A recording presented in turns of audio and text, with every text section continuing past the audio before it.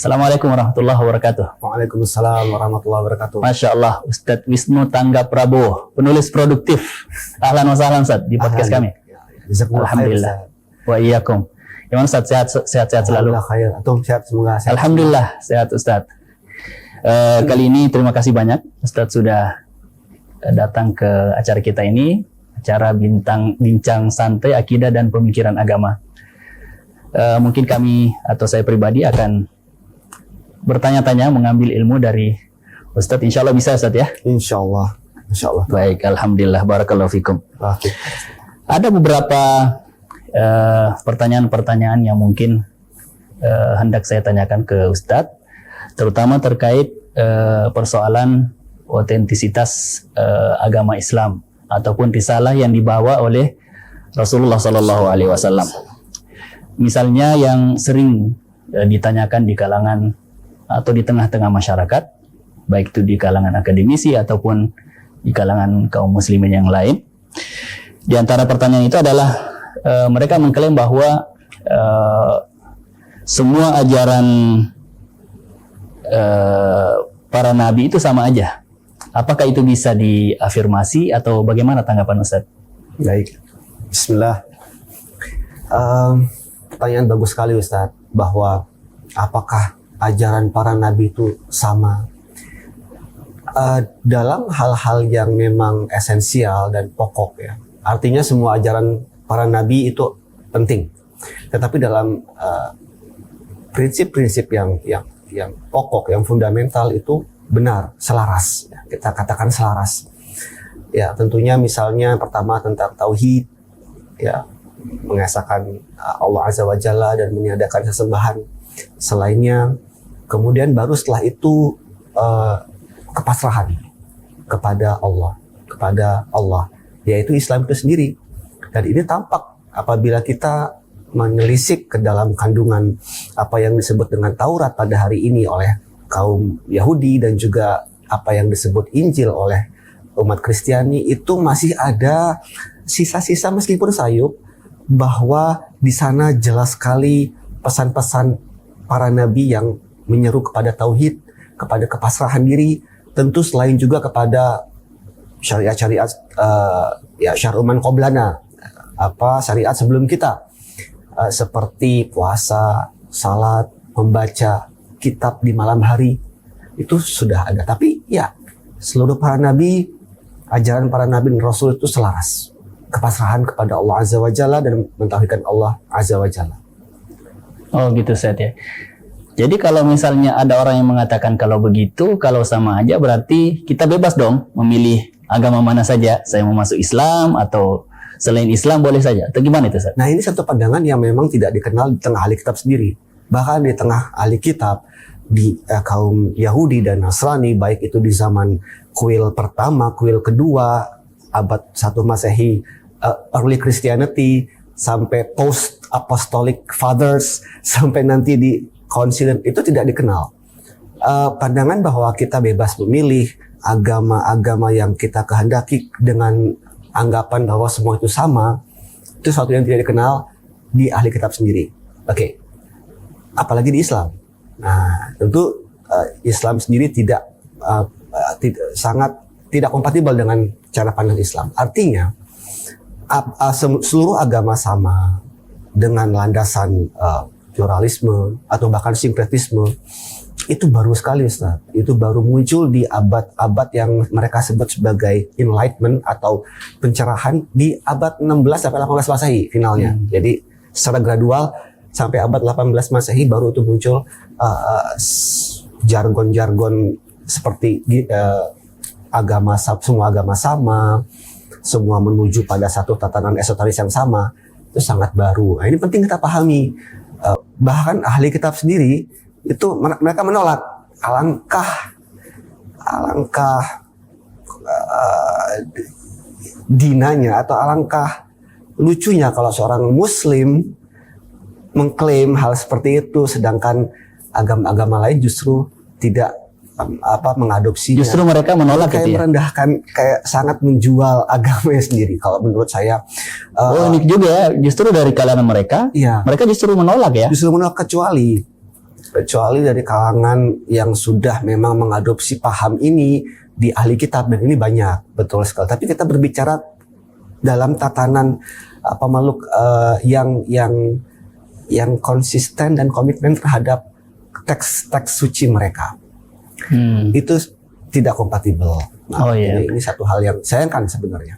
Berarti kalau penjelasan awal tadi bahwa memang ada sisi kesamaan dari sisi ajaran, tapi itu bukan berarti sebagai legitimasi untuk memberikan kebebasan ataupun melegitimasi adanya pemahaman bahwa semua sama gitu. Berarti harus dipilah Ustaz ya. Maksudnya dari sisi ajaran memang ada kesamaan, tapi bukan berarti semua ajaran agama sama. Nah dari sisi yang sama itu apa aja sih secara detail itu, mohon maaf. Ya. Jadi kalau kita untuk menelusuri tentang kesamaan, kita harus juga menyandingkan dengan perbedaan. Sekarang marak inisiasi event-event dialog antar umat beragama atau antar iman atau interfaith gitu ya. Tapi sebenarnya tidak ada dialog di situ atau sangat minim. Kenapa? Karena yang terjadi adalah hanya menyorot tentang persamaan. Padahal dalam dialog keseharian pun afirmasi dan negasi itu lumrah, Ustadz. Ya. Kalau kita menyingkirkan perbedaan itu berarti mereduksi makna dialog itu sendiri. Nah dalam Islam itu kita oleh para ulama belakangan ada yang disebut konsep wihdatuddin, atau wahdah al-din, kesatuan agama-agama. Tetapi konsep ini bukan membawa kepada pemahaman bahwa seluruh agama itu sama, tidak. Wahdah al-din ini adalah menegaskan kembali bahwa seluruh pesan para nabi dan rasul itu adalah selaras, dan pesan-pesan yang ada dalam kitab suci yang sebelum Al-Quran itu semuanya sama. Nah ini wihdatuddin dan diekstrak dari Al-Quran dan As-Sunnah, bukan transendensi atau global theology seperti itu. Nah ini penting untuk menelusuri kandungan-kandungan ahli kitab. Setidaknya ada 3 hal yang perlu kita pahami tentang wihdatuddin agar kita ketika menemukan persamaan kita nggak kaget dan ya mudah-mudahan nggak ya bimbang gitu ya. Yang kedua tentang tahrif, dan yang ketiga tentang pandangan Al-Quran terhadap transformasi gradual doktrin-doktrin agama mereka seiring berjalannya waktu. Nah 3 hal ini jika dipahami, maka insya Allah kita akan selamat dari pandangan-pandangan tentang pluralisme agama. Yang keempat tentang Israiliyat. Nah ini Ustaz. Nah, ini 4 hal yang perlu tapi yang penting itu adalah wihdatuddin dalam konteks ini. Ya, sama bukan berarti pada hari ini semuanya setara gitu. Dan tidak menihilkan bahwa hanya ada satu syariat ajaran yang valid hari ini dan tidak ada lagi selebihnya. Baik, kalau ada misalnya orang yang menggugat dan mengatakan, terus apa buktinya? Bagaimana saya bisa yakin? Bagaimana Anda bisa meyakinkan saya bahwa memang Islam itu adalah ajaran yang otentik? Misalnya tadi kan kita mengatakan bahwa selain daripada Islam, ya, terdapat berbagai macam hal-hal yang bermasalah gitu ya, atau dalam tanda kutip tidak otentik gitu ya. Nah, kira-kira seperti apa kita membuktikan bahwa ajaran agama Islam itu memang otentik, yang bisa diterima dan juga bisa dipertanggungjawabkan? Ini pertanyaan yang sangat istimewa, sekaligus memiliki skala yang luas. Saya akan menyorot dari aspek misalnya keautentikan Al-Quran dibanding dengan kitab-kitab sebelumnya. Ini menimbang keautentikan Al-Quran atau agama Islam, ya, karena agama Islam itu berporos pada Al-Quran tentu, itu sangat tanda kutip mudah. Kita dapat membandingkannya dengan studi tentang Bible, ya. Satu konsensus atau hampir konsensus di tengah para sarjanawan Bible bahwa Taurat itu ditulis berlayar-layar, gitu, dan layar-layar itu ditulis tidak dalam satu masa, tetapi dalam beberapa periode, mulai dari kerajaan Israel Utara, kerajaan Judah di selatan, sampai nanti eranya para imam di Deuteronomi, dan layar-layar itu memiliki kontradiksi yang mustahil dikompromikan. Oh, Nah, itu sudah satu konsensus. Nah, konsensus siapa? Sarjanawan atau biblical scholars. artinya kontradiksi ini nggak hanya dari kalangan Islam, nggak, tapi dari pihak mereka sendiri Dari pihak mereka yang sendiri. membuktikan. Iya, terutama dari kalangan yang tidak. Jadi sarjanawan Bible ini sebenarnya sekuler, dalam arti ada yang mereka beriman kepada Yahudi, kepada Kristen, kepada Yudaisme, tapi ketika mereka masuk ke dalam telusuran akademis, mereka meninggalkan dulu itu. Dan mereka menggunakan apa yang mereka sebut objektivitas murni. Oh, Mereka menggunakan sejarah, filologi, arkeologi, sampai telusuran intertekstual.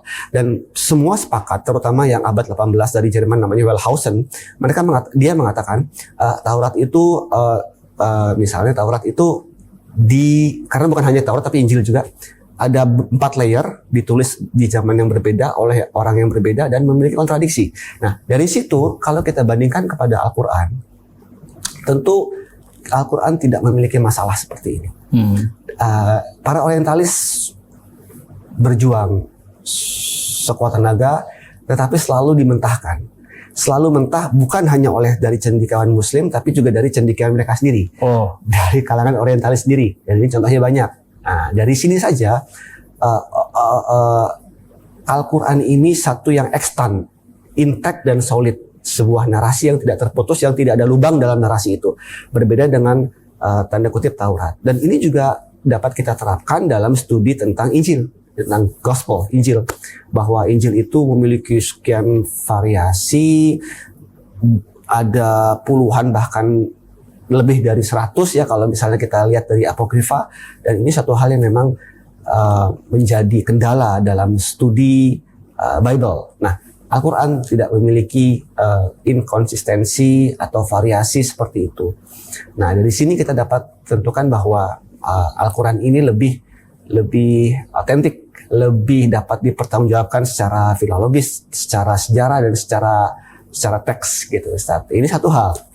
Nah, kemudian tentang bagaimana memvalidasi keotentikan Al-Quran dan Islam, kita dapat melihat kepada sejarah, Ustaz. Misalnya dalam sejarah itu ada narasi-narasi yang memang tidak pernah disebutkan lalu muncul dalam Al-Quran, yang tidak disebutkan dalam Bible tapi kemudian disebutkan Al-Quran. Dan kemudian seiring berjalan waktu, hal itu ternyata memiliki semacam pembuktian dari ranah arkeologis atau sejarah. Meskipun sifatnya ini bisa relatif ya, artinya karena temuan sejarah dan arkeologis itu seiring berjalan waktu dapat berubah seiring dengan ditemukannya fakta baru, tapi ini diakui oleh para sarjanawan Barat bahwa Al-Quran ini lebih akurat dalam merekonstruksi narasi tentang sejarah manusia, gitu, Ustaz. Nah, ini satu hal yang tentu menjadi pertimbangan bahwa Islam ini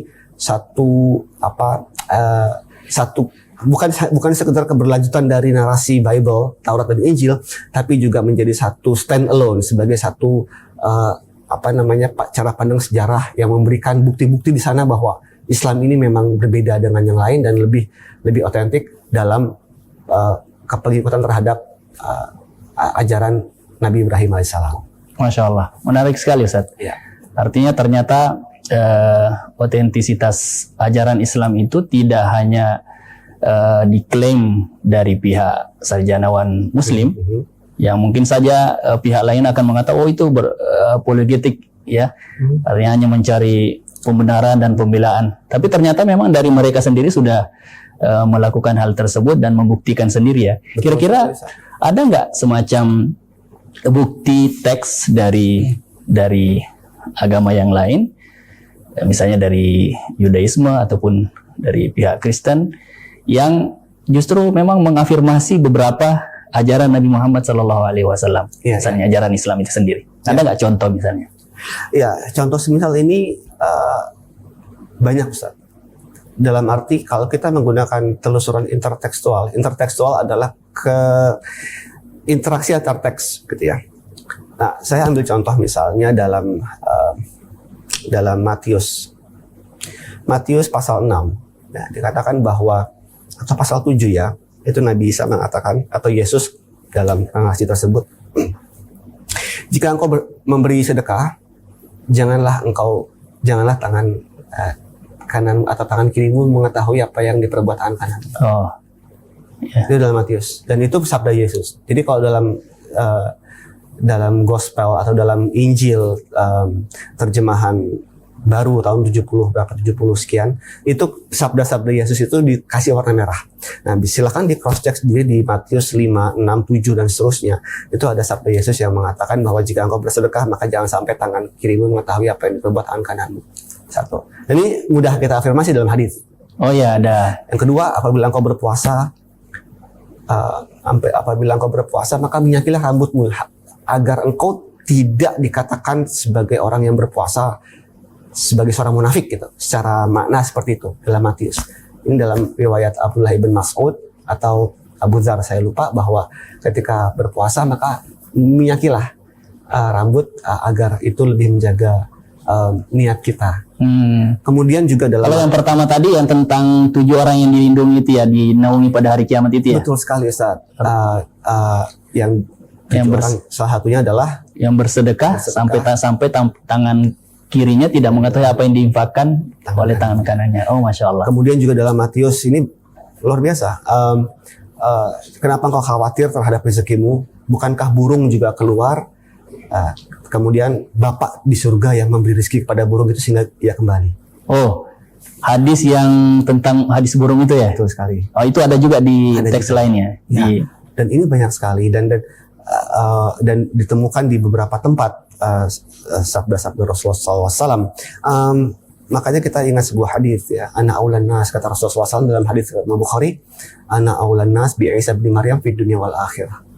Aku adalah orang yang paling berhak dan paling dekat dengan Isa bin Maryam di dunia dan di akhirat. Ya, dekat dalam banyak makna, termasuk saya menduganya bahwa kedekatan itu tampak dalam kajian intertekstual. Banyak sabda-sabda yang mereka sebut sabda Yesus itu ternyata memiliki afirmasi. Jadi sebenarnya kita balik, bukan kitab-kitab sebelumnya yang mengafirmasi Al-Quran, tapi Al-Quran lah yang kita jadikan timbangan sebagai muhaimin terhadap kitab itu terdahulu. Oh, justru kebalik. Dibalik ya. Kita gunakan Al-Quran sebagai acuan, sebagai timbangan. Apa yang membersamai Al-Quran ini disebutkan oleh Ibnu Katsir dalam Mukadimah Al-Bidayah. Tiga sikap dalam Israiliyat. Yang pertama mengafirmasi jika ia selaras dengan Al-Quran dan Sunnah. Kita menolaknya jika bertentangan. Dan kita mendiamkannya jika memang kita belum atau tidak ada timbangannya. Kita diamkan saja. Nah, sabda-sabda Yesus tadi dalam Matius itu banyak sekali, Ustaz. Dan yang membersamai nilai-nilai Islam jika kita timbang dengan Al-Quran. Ini banyak sekali. Contoh lainnya tentang dalam Matius juga Yesus menegur kepada orang-orang, apabila engkau mengucapkan salam kepada hanya orang yang kau kenal, apa bedanya seperti pemungut bea cukai? Apa bedanya seperti pemungut pajak? Jadi konteksnya begini, zaman dulu pemungut pajak itu sebuah pekerjaan yang tidak mulia, gitu katakanlah ya. Di tengah Bani Israel abad 1 Masehi, bahkan disamakan dengan kalangan marginal lah gitu.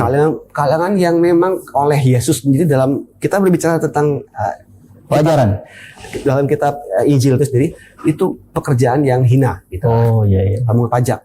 Nah, Yesus mengatakan bahwa dalam Matius ayat 7 pasal 7, jika engkau mengucapkan salam hanya kepada yang kau kenal, apa bedanya engkau seperti pemungut pajak? Bukankah artinya mereka tuh meminta pamrih gitu ya?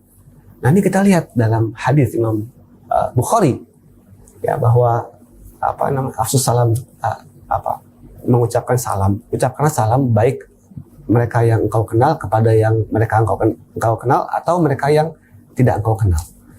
Afsus salam bainakum ya.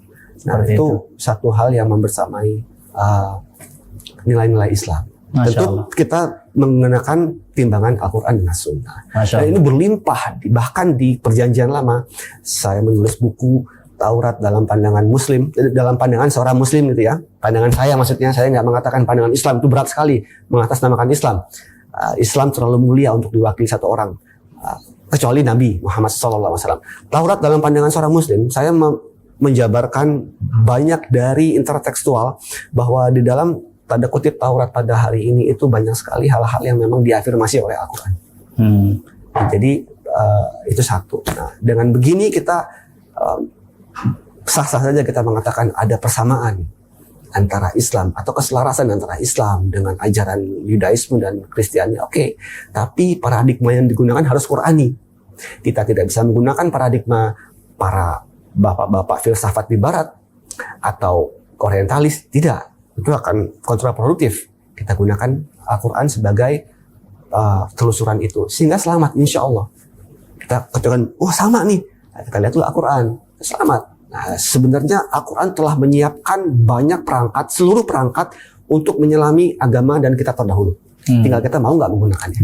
Iya, memang persoalannya sih karena kalau dalam metodologi Barat, para orientalis itu kan ya seperti yang Antum sebutkan tadi, mereka maunya objektif ya, objektivitas, sehingga ya kita diminta untuk melepaskan dulu nih beberapa doktrin yang pemahaman yang selama ini telah kita pahami dan telah kita anut, sehingga akan bermasalah memang, sehingga seseorang mengkaji misalnya tentang Kristen harus keluar dulu dari Islam, dari ajaran Islam, itu bermasalah Satya. Seakan-akan ketika kita masuk ruang kuliah gitu katakanlah, kita harus menjadi kafir dulu, atau seakan-akan objektivitas itu adalah kekafiran. Kan tidak, objektivitas murni itu satu hal yang memang banyak yang mengatakan mustahil, karena objek sebagai satu objek, yang memandang objek adalah subjek. Sedangkan subjek itu syarat dengan nilai yang terbentuk dari lingkungan keluarga, masyarakat, pendidikan. Jadi pasti ada unsur nilai dalam memandang objek. Nah, tapi katakanlah objektivitas sebagai kajian keilmuan, itu bukan berarti menjadi objektif adalah menjadi sekuler, atau menjadi objektif adalah harus menjadi kafir gitu. Itu satu hal yang sangat bertolak belakang dari cara pandang Islam dalam menuntut ilmu. Kalau kita kembali ke contoh kasus tadi teks ya. Tadi Ustadz sudah menyebutkan beberapa contoh kesamaan antara, atau adalah beberapa yang memang sama antara ajaran Islam dengan ajaran non-Islam.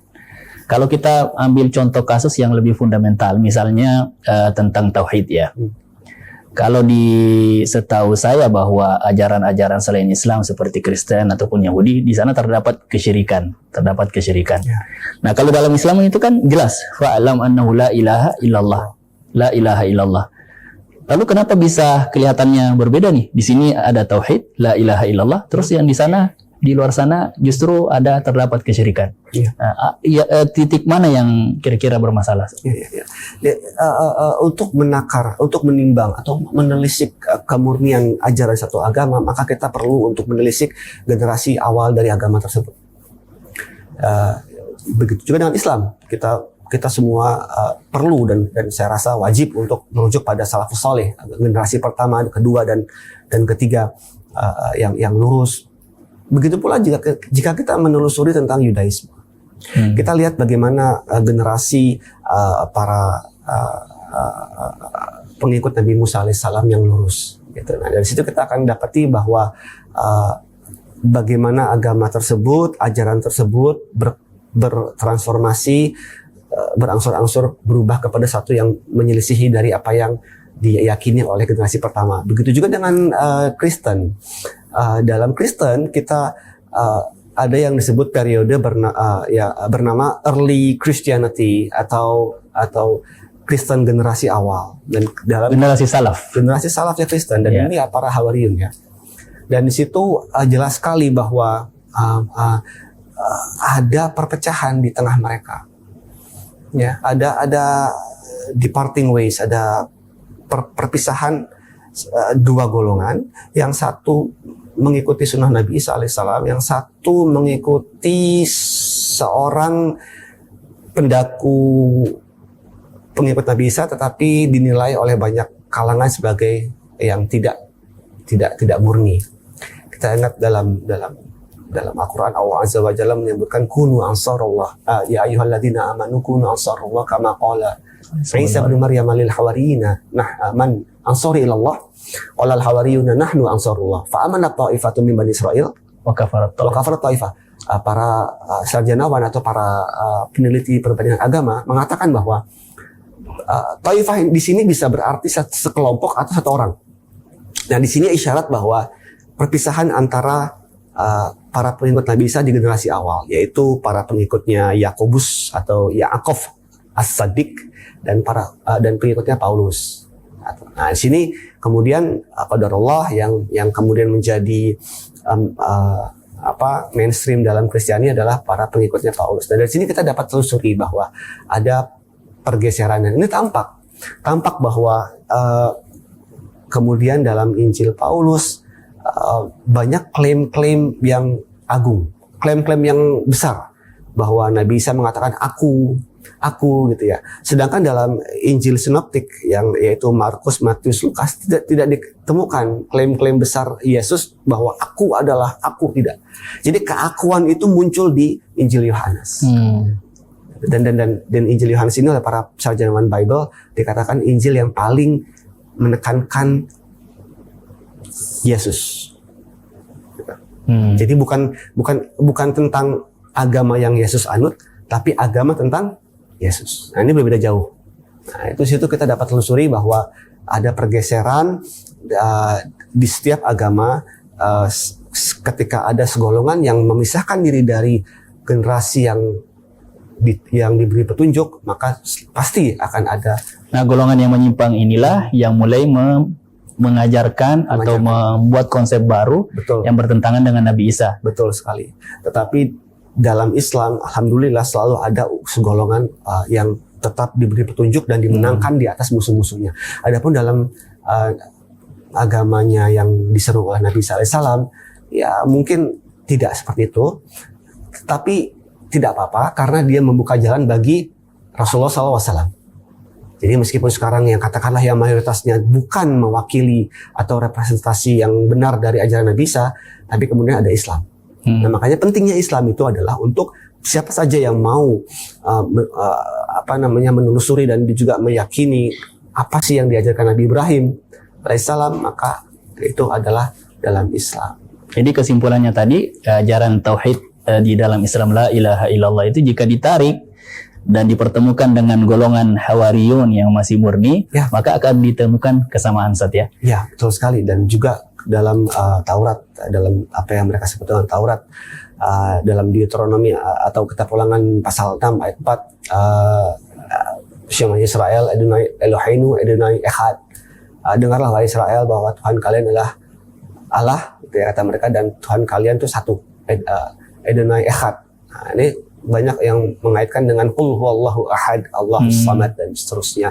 Juga dalam Injil juga Nabi Isa, Yesus ya, dalam perjanjian baru juga menyeru Tuhan, Eloi atau Eloi lama sabachthani, wahai Tuhan kenapa engkau meninggalkanku. Dia menyeru Tuhan, gitu ya.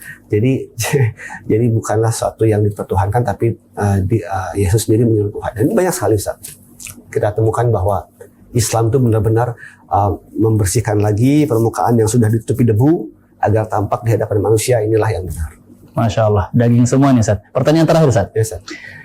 Kira-kira kalau ada yang di zaman sekarang yang mengklaim bahwa saya nggak mau ikut ajaran Nabi Muhammad, saya hanya mau ikut ajaran Nabi Isa misalnya, ya, di zaman sekarang, dan tetap konsisten dengan ajaran Nabi Isa misalnya.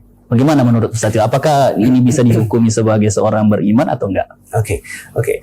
Pertanyaan bagus sekali, bahwa yang pertama jawaban singkatnya tidak, karena apabila dia telah mendengar tentang SAW, apabila dia telah mendengar dakwah Nabi Muhammad SAW, dan jika dia menggunakan akalnya sekuat yang semampu yang dia bisa, kalau dia memang pengen mencari kebenaran, maka tidak ada jalan lain ya kecuali mengikuti Nabi Muhammad SAW. Tapi begini, jawaban yang kedua adalah apabila yang bersangkutan memang saya mau mengikuti ajaran Nabi Isa, tentu satu elemen penting dalam agama adalah kitab suci. Itu nggak bisa dipungkiri. Maka dia wajib sebagai konsekuensi logis, dia harus mempelajari Markus, Matius, Lukas, dan Yohanes. Itu yang penting. dan dia harus memahami apa yang dia yakini. Kalau insya Allah apabila dia menelusuri 4 kitab itu dengan benar-benar terus untuk mencari kebenaran, justru dia akan masuk ke dalam Islam. Oh, Masya Allah. Artinya kalau ketika orang justru mendalami, malah akan ketemu ujungnya intinya ke Islam. Selama dia juga melakukan komparatif terhadap Islam. Jadi misalnya ya taruhlah mushaf Quran, kemudian perjanjian baru, silakan pelajari. Ini terbukti oleh orang-orang sarjanawan Bible, bahkan para kalangan pendeta, Katolik, Ortodoks, Protestan, you name it. Banyak sekali yang justru ketika menyelami Bible, justru malah menjaga jarak dari Bible dan beralih kepada yang lain. Adapun seorang yang menyelami Al-Quran justru makin cinta, makin bersemi hatinya. Dan ini juga diakui oleh seorang, saya lupa, saya punya bukunya, seorang mantan pendeta Ortodoks dari Suriah, dan dia menulis buku. Juga Gerald F. Dirks, juga seorang pendeta Katolik dari Amerika. Oh, banyak sekali, Ustaz. Sekarang udah malah jadi ustadz. Oh iya, mualaf dan sangat mumpuni, dan semuanya sepakat. Saya menarik kesimpulan, semuanya bersepakat bahwa ketika antum serius menyelami Bible, maka ada 2 kemungkinan: antum jadi agnostik atau ateis, atau antum masuk Islam. Nggak mungkin, jarang yang tetap dalam imannya dalam Kristen. Ada, tetapi umumnya yang para cendekiawan akademis 2 ini. Either dia seorang agnostik atau ateis seperti Dr. Bart Ehrman, atau dia memeluk Islam. Gitu. Ada sih yang masuk Yahudi, atau menjadi malah lebih tambah imannya ke dalam Kristen, tetapi umumnya bukan dari kalangan scholars, akademisi. Nah, gitu. Masya Allah. Baik Ustaz, syukran. Ya, Jazakumullah khairan. Barakallahu fikum. Afik barakallah.